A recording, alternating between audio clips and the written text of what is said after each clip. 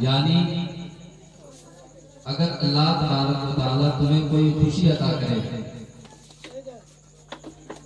تو مسلمانوں کا شیوا یہ ہے کہ وہ سب سے پہلے اپنے رب رسول کا ذکر کرتے ہیں۔ فَبِذَلِكَ فَلْيَفْرَحُوا، ذکر کر کے اللہ رسول کا اور اس خوشی میں برکت حاصل کرتے ہیں۔ یعنی میرا رب کہتا ہے کہ اگر تمہارے پاس کوئی تمہیں خوشی ملی ہے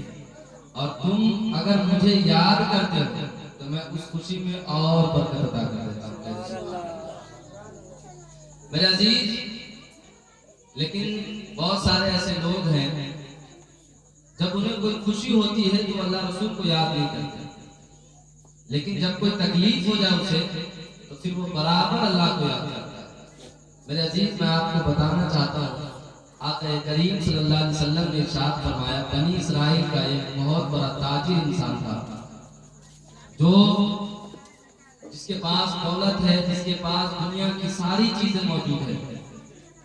دوستوں میں اڑا رہا ہے، عیاشی کر رہا ہے، جس طریقے سے چاہے اس طریقے سے اپنے پیسے کو خرچ کر رہا ہے، لیکن ایک وقت ایسا آتا ہے، ایک گھڑی ایسی آتی ہے کہ اس کے سارے پیسے ختم ہو جاتے ہیں، اس کا کاروبار ٹھپ پڑ جاتا ہے، اب اس کے پاس پیسہ نہیں ہے، دوست سے مانگنے گیا، کوئی دوست کو دینے کے لیے تیار نہیں ہے۔ آقا کریم صلی اللہ علیہ وسلم ارشاد فرماتے ہیں کہ وہ تاجر انسان کیا کرتا ہے، اللہ تبارک و تعالیٰ کی بارگاہ میں چلا جاتا ہے، اللہ کی بارگاہ میں جاتا ہے اور اللہ سے دعا کرتا ہے، پروردگار مجھے پیسے چاہیے، پروردگار مجھے دولت چاہیے۔ اللہ تبارک و تعالیٰ جانتا ہے کہ اس کو میں اگر پھر سے دولت دے دوں گا، پھر سے پیسہ دے دوں گا تو یہ نہیں آئے گا۔ فرشتہ کہتا ہے، پروردگار یہ دولت مانگ رہا ہے، یہ تو لالچ میں آیا ہے، یہ آپ کی محبت میں نہیں آیا۔ اللہ کہتا ہے کہ میں جانتا ہوں کہ یہ لالچ میں آیا ہے، اس کو دے دوں گا تو پھر یہ دوبارہ بھی نہیں آئے گا۔ میرے عزیز، میں آپ کو بتانا چاہتا ہوں، اللہ پاک نے کہا فرشتوں سے جو مانگتا ہے اسے دے دو، اس کے دامن کو بھر دو۔ اللہ تعالیٰ نے فرشتوں سے حکم کیا، فرشتوں نے اس کے اوپر دولتوں کی بارش کر دی، پھر سے بہت امیر ہو گیا، پھر اس کے پاس دولت ہے، پھر اس کے پاس تجارت کے سامان ہے، ساری سہولتیں آ گئی۔ پھر وہ جب دولت پا لیا، پیسہ پا لیا، اب اللہ کو بھول گیا، اب اسے کوئی نہیں پتا کہ اللہ کون ہے، اب اسے کوئی نہیں پتا کہ ہاں کوئی ہے میرا معبود حقیقی، جس نے مجھے پیدا کیا ہے، جس نے مجھے اتنی خوبصورت آنکھ دی، اتنا پیارا چہرہ دیا، ریشم جیسے بال ہے، ہاتھوں میں طاقت ہے، چلنے کے لیے پاؤں دیا، بولنے کے لیے زبان دی، دیکھنے کے لیے دنیا کی سب سے بڑی نعمت آنکھ عطا کیا ہے، اب وہ بھول گیا ہے۔ کیونکہ جب بھی انسان کے پاس کوئی خوشی آتی ہے انسان اللہ کو بھول جاتا ہے۔ میرے محترم، میں آپ کو کہنا چاہتا ہوں، وہ انسان گیا پھر سے، خوب پیسے لٹائے، دوستوں نے خوب خرچ کیا،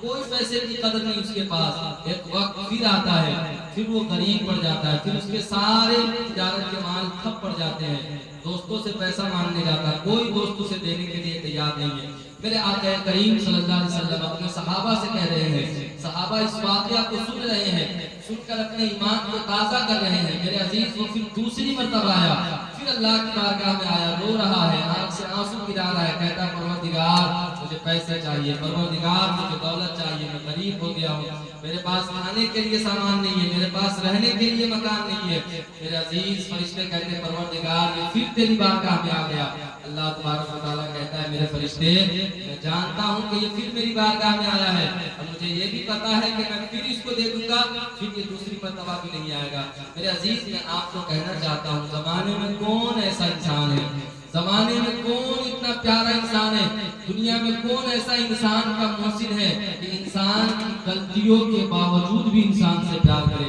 انسان کے بار بار نہ کرنے کے بعد بھی انسان سے پیار کرے۔ میرے عزیز، دنیا میں اللہ تبارک و تعالیٰ نے ایک ذات کو پیدا کیا جسے ماں کہا جاتا ہے۔ ماں اتنا پیار کرتی ہے اپنے اولاد سے، اتنا پیار کرتی ہے اپنے اولاد سے کہ اولاد نکما ہو، نالائق ہو، بے وقوف ہو، جیسا بھی ہو، پاگل ہو، مجنون ہو، دیوانہ ہو، جیسا بھی ہو، ماں ہر حال میں اپنے بیٹے سے پیار کرتی ہے۔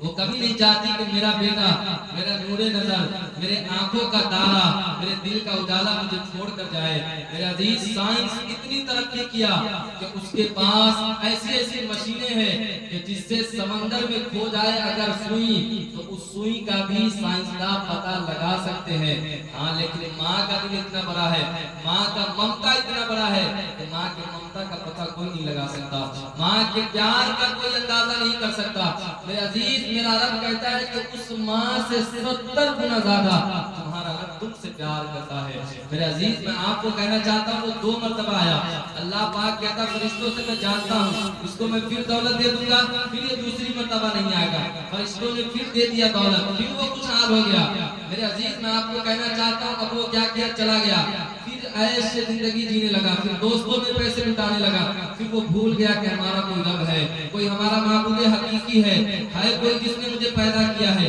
میرے عزیز, تیسری مرتبہ آیا. میرے عزیز, اللہ کے رسول صلی اللہ علیہ وسلم فرماتے ہیں کہ صرف 3 دفعہ نہیں بلکہ 70 مرتبہ اللہ کی بارگاہ میں آیا. کہیے سبحان اللہ. کتنی مرتبہ؟ 70 مرتبہ اللہ کی بارگاہ میں آیا. اللہ پاک ہر بار اسے دولت دے رہا ہے, ہر بار اسے نواز رہا ہے, ہر بار اسے خوشی دے رہا ہے, لیکن انسان کتنا ناشکرا ہے, انسان کتنا ناشکرا ہے. اللہ کی ہر نعمتوں کو جھٹلا رہا ہے, اللہ کی ہر نعمتوں کو کھا کھا کر کہتا ہے کہ میں تو غریب ہوں, میرے پاس تو کھانے کے لیے سامان نہیں ہے. اللہ قرآن مقدس میں ارشاد فرماتا ہے, یا ایھا الانسان ما غرک بربک الکریم, اے بھٹکا ہوا انسان, اے بھاگا ہوا انسان, دنیا میں کہیں نہ جاؤ, اپنے رب کے دہلیز بھی آ جاؤ. تمہارا رب اتنا بڑا کریم ہے, اتنا بڑا کریم ہے, اتنا بڑا کریم ہے کہ اگر تو سمندر کے برابر, اگر تو پہاڑ کے برابر بھی گناہ لے کے آئے گا اور ایک ندامت کی آنسو اپنے رب کی بارگاہ میں گرائے گا اور کہے گا پروردگار مجھے معاف کر دے, تو رب اتنا بڑا کریم ہے تیرے سارے گناہوں کو معاف کر دے گا. کہتے سبحان اللہ, تیرے سارے گناہوں کو معاف کر دے گا. ایک دفعہ نہیں, وہ انسان 70 مرتبہ اللہ کی بارگاہ میں آتا ہے. اللہ ہر بار اس کے کہنے کے مطابق اسے خوشی عطا کرتا ہے, اسے دولت عطا کرتا ہے. لیکن میرے عزیز, اس کے دل میں ایک دن خیال آیا کہ میں کتنا گنہگار ہوں, میں کتنا بدکار ہوں, میں کتنا بڑا ظالم ہوں. اللہ پاک مجھے ہر بار دولتوں سے نواز رہا ہے, ہر بار اپنی رحمتوں سے نواز رہا ہے, لیکن میں پھر بھی اللہ کی بارگاہ میں سچی توبہ نہیں کر رہا ہوں, میں پھر بھی اللہ کا خوف اپنے سینے میں نہیں رکھ رہا ہوں, میں پھر بھی اللہ سے ڈر نہیں رہا ہوں. رات کے 3 بج رہے ہیں, اس کے دل میں یہ خیال آیا, بستر کو چھوڑا ہے, اٹھا اپنے بستر سے ہے, وضو کیا ہے, وضو کرنے کے بعد سیدھے مسجد کی طرف چلا ہے. میرے عزیز, میں آپ کو کہنا چاہتا ہوں, جب وہ رات کے اس حصے میں مسجد کی طرف نکلا ہے, اللہ تبارک و تعالیٰ آسمان دنیا پہ اعلان کرتا ہے اپنے فرشتوں سے, کہتا ہے میرے فرشتوں, آسمان کے جتنے دروازے ہیں سارے دروازے کو کھول دو, سارے دروازے کو کھول دو. وہ دیکھو میرا گنہگار بندہ اب میری طرف لوٹ کر آ رہا ہے. کہو سبحان اللہ. وہ دیکھو میرا گنہگار بندہ اب میری محبت میں آ رہا ہے, اب وہ کوئی لالچ میں نہیں آ رہا ہے, اب اسے دنیا کی کوئی دولت نہیں چاہیے, اب اسے کوئی پیسے نہیں چاہیے, اب کوئی ہیرے جواہرات نہیں چاہیے. اب وہ اس خیال میں آ رہا ہے کہ رب کی نافرمانی کر رہا تھا, آج اس کے دل نے یہ گواہی دیا ہے کہ میرا کوئی معبود حقیقی ہے میرا کوئی جس نے مجھے پیدا کیا ہے میرا کوئی جس نے مجھے زندگی دیا ہے. اب میں اس کی طرف لوٹ کر جا رہا ہوں. میرے عزیز, میں آپ کو کہنا چاہتا ہوں, جب وہ گیا مسجد میں, سجدے میں سر رکھا ہے, اور سجدے میں سر رکھنے کے بعد آنکھوں سے آنسو کے قطرات جاری کر دیے ہیں, زاروں قطار رو رہا ہے, زاروں قطار رو رہا ہے. اللہ فرشتوں سے کہتا ہے, فرشتوں تم کہتے تھے یہ انسان ناشکرا ہوتا ہے, تم کہتے تھے کہ یہ انسان حسد کرنے والا ہوتا ہے, تم کہتے تھے یہ انسان لالچی ہوتا ہے, یہ انسان حریص ہوتا ہے, یہ انسان دولت کو پائے گا مجھے بھول جائے گا, یہ انسان اولاد کو پائے گا مجھے بھول جائے گا, یہ انسان مکان بنائے گا مجھے بھول جائے گا, یہ انسان زمین خریدے گا مجھے بھول جائے گا, یہ انسان مہنگی گاڑی خریدے گا مجھے بھول جائے گا. لیکن آج میرے اس بندے کو دیکھو جس نے اپنی ساری دولت کو چھوڑ کر میرے بارگاہ میں سر جھکا دیا ہے, جس نے اپنے سارے دولت کو ٹھکرا کر میری محبت میں اپنے سر کو جھکا دیا ہے. اب رو رہا ہے, آنکھ سے آنسو گرا رہا ہے, آنسو گرا گرا کر مجھ سے گناہوں کی معافی مانگ رہا ہے. اب وہ دنیا کی محبت میں نہیں آیا ہے بلکہ اب وہ میری محبت میں آیا ہے. تو فرشتے کہتے پروردگار, اب تک یہ دنیا کی محبت میں آتا تھا تو اسے دولت عطا کرتا تھا, تو اسے شہرت عطا کرتا تھا, تو اسے بلندی عطا کرتا تھا. اے پروردگار, اب تو یہ تیری محبت میں آیا ہے, اب تو تیرے دل میں, اپنے دل میں تیرا خیال لے کر آیا ہے, یہ تیرا خوف لے کر اپنے دل میں آیا ہے. پروردگار بتا, اب تو اسے کیا صلہ دے گا, اب تو اسے دنیا اور آخرت میں کیا دے گا. تو اللہ اللہ کہتا ہے فرشتوں اب میں اس نیت کے بدلے میں اب یہ میری طرف جو لوٹ کر آیا ہے اس کے بدلے میں اب میں اسے وعدہ کروں گا کہ اب میں اسے دنیا میں عزت بھی عطا کروں گا، دنیا میں شہرت بھی عطا کروں گا، اور جب یہ مر جائے گا حشر کا میدان قائم ہوگا تو حشر کے میدان میں اسے بغیر حساب کے جنت عطا کروں گا،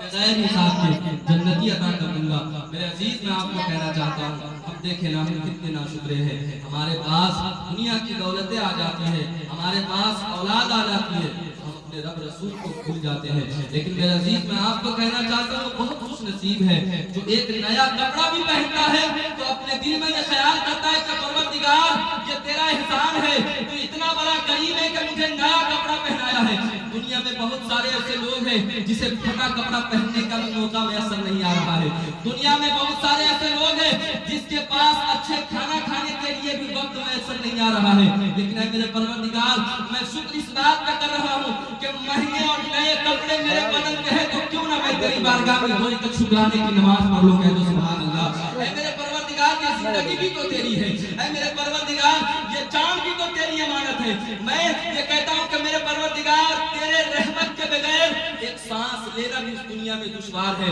پھر میرے عزیز میں آپ کو کہنا چاہتا ہوں ہم اپنے رب کو کیسے بھول سکتے ہیں، پھر ہم اپنے رب کو کیسے بھول سکتے ہیں؟ ہم مسلمان ہیں، ہم اپنے آقا سے پیار کرنے والے ہیں، اور میرے آقا نے سکھایا کہ سنو تمہیں دنیا میں کوئی بھی خوشی ملے، تمہیں دنیا میں کسی بھی دولت ملے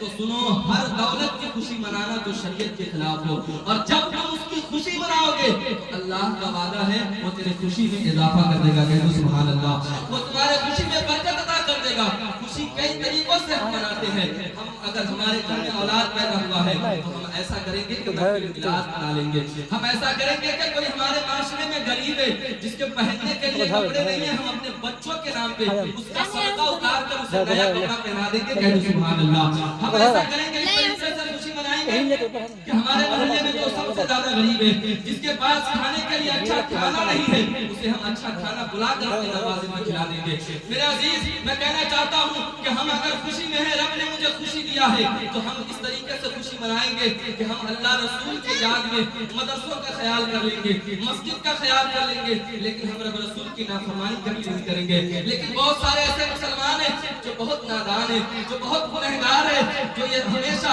اپنے خوشی میں اپنے رب رسول کو بھول جاتے ہیں۔ میں نے دیکھا کہ نوجوان آج کل کے اپنے برتھ ڈے کے وقت پہ اتنے بڑے بڑے ڈی جے کا انتظام کرتا ہے، خوب پیسے لاتا ہے، خوب ناچ رہا ہے، خوب تماشے کرتا ہے، خوب شراب پیتا ہے، وہ شرم نہیں آتی ہے تجھے؟ تو نبی کا کلمہ پڑھنے والا ہے اور تو شراب پی رہا ہے، تو ناچ کر لوگوں کو بتا رہا ہے کہ ہاں مجھے خوشی آج ملی ہے، میں آج 25 سال کا ہو گیا اس لیے برتھ ڈے منا رہا ہوں۔ میرے عزیز میں آپ کو کہنا چاہتا ہوں برتھ ڈے منانا یہ مذہب اسلام میں کہیں پہ نہیں لکھا ہوا ہے، یہ میرے آقا کا اسلامی طریقہ نہیں ہے، یہ تو عیسائیوں کا طریقہ ہے۔ ہاں اگر تجھے اتنی خوشی ہو رہی کہ تو 25 سال کا ہو گیا ہے تو ایسا کرنا اپنے گھر پہ قرآن خوانی کا اہتمام کر دے، ایسا کرنا اپنے گھر پہ فاتحہ خوانی کا اہتمام کر دے، ایسا کرنا اپنے گھر پہ کھانے کا انتظام کر دے کہ غریب کھا کر تیرے دروازے سے جائے گا اور تیری لمبی عمر کا دعا کرتے ہوئے جائے گا، کہہ دو سبحان اللہ۔ غریب کھا کر تیرے دروازے سے جائے گا تو تیری لمبی عمر کا تیرے لیے دعا کرے گا۔ میرے عزیز ہم مسلمان ہیں، ہم کوئی ایسا کام اپنے خوشی میں نہیں کرتے ہیں جو شریعت کے خلاف ورزی ہو۔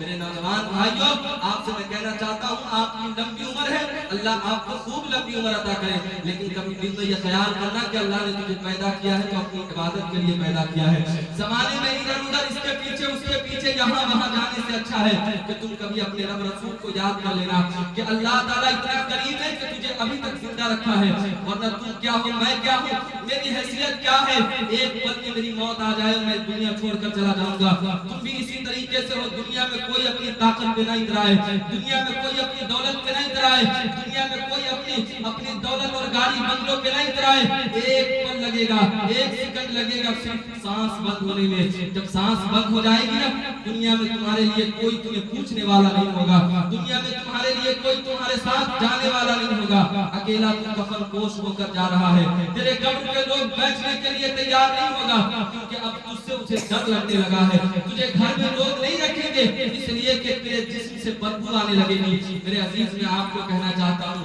اللہ تبارک و تعالیٰ کہتا ہے کہ تجھے کوئی بھی خوشی آئے تو اپنے رب رسول کو یاد کرنا، اگر تیری زندگی بھی کم ہوگی نا تو کسی کی دعا لگے گی، اس کی دعا کی برکت سے تیری عمر بڑھا دی جائے گی۔ کہہ دو سبحان اللہ۔ اس کے